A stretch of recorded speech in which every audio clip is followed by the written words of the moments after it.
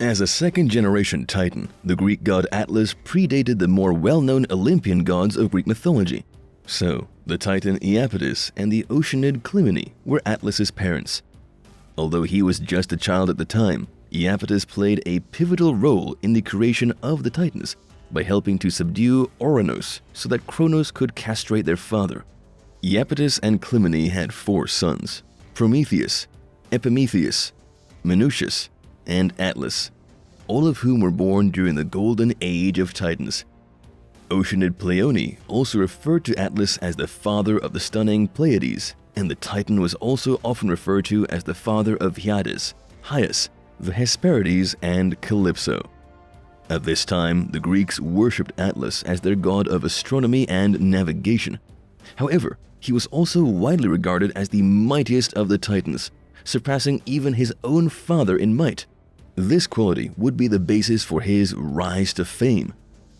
Cronos had been told that he would be killed by his own child, so every time he had a kid, he used to eat them. However, when his last child Zeus was born, his mother Rhea gave the child to Gaia, the earth goddess. Gaia raised the child and told him all about his father.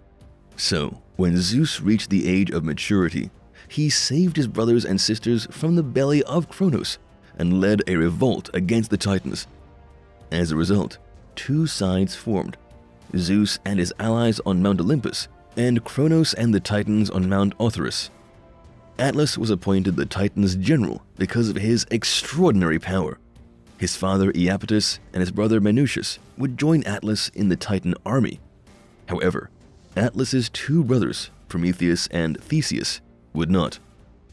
With the outcome of the war already predicted by Prometheus, Epimetheus decided against taking part. Despite Atlas's tremendous might, the Titans were ultimately outmatched by Zeus's recruitment of the Cyclopes and Hecatoncheires, the 100-handed one. These giants had been stepbrothers of the Titans, but due to their physical deformities, they had been thrown in Tartarus by Cronos. Zeus had sprung them from their prison, and as thanks for their freedom, they crafted for the gods their powerful weapons. For Zeus, they made a thunderbolt, while for Poseidon, they crafted a trident that could control the sea, and for Hades they made a bident and a helmet that inspired fear. The gods used these weapons to fight against the Titans, and ultimately bested them. After the fight, Zeus dealt out retribution to his enemies, including imprisoning most of the male Titans in Tartarus. But as for Cronos, he was cut into pieces by the gods, and the remains were dropped into Tartarus. However, Zeus wasn't done. He always had an animosity for Atlas, as he had been Cronos' favorite general, so he came up with a very special punishment for the strong Titan. Ouranos, the heavens, had been disturbed during the Titanomachy and could no longer maintain their position in the sky. Thus, as a form of punishment, Atlas was condemned to forever remain the fulcrum upon which the world of the heavens spins. He was forced to do this from a position that today can be called the Atlas Mountains in North Africa. In succeeding ages, the false belief spread that he was destined to forever possess the world in his hands. This is a result of misinterpretations of the original myths in artworks created during the Renaissance. Ancient Greeks, who were not yet familiar with contemporary science, thought that modern-day Morocco was formerly part of the mythical lands of Atlas, which held up the heavens. Some people think that Zeus's severe punishment of the mythical character was just that, a myth. Atlas might not have many myths of his own, but he has appeared in the legends of many famous heroes like Hercules and Perseus. Well, one of these stories features Hercules and his 12 labors. The narrative of Hercules and his labors is another well-known myth from Greek mythology. When Hercules wed Megara, he started a family that would eventually grow to include 3 sons. Hercules was a continual reminder to Zeus's jealous wife Hera that her husband had an affair with a mortal lady named Alcmene. She made numerous attempts to kill him as a result. She first sent a serpent to kill him, but Hercules was strong and killed the snake with his fist. Hera then unleashed madness upon Hercules, convincing him he had to kill his wife and children, since he now believed they were someone else. He was devastated with the guilt after he murdered them. When Hercules realized he'd made a mistake, he went to Apollo for help. Apollo advised Hercules to pay a visit to King Eurystheus and accept servitude from him. Hercules was told by King Eurystheus that he had to do a series of labors for him that even he couldn't handle. One of these included the theft of golden apples from a tree that had been given to Hera as a gift at her wedding to Zeus by the earth goddess Gaia. The apples were kept safe by a 100-headed dragon and the Hesperides, a group of sea nymphs.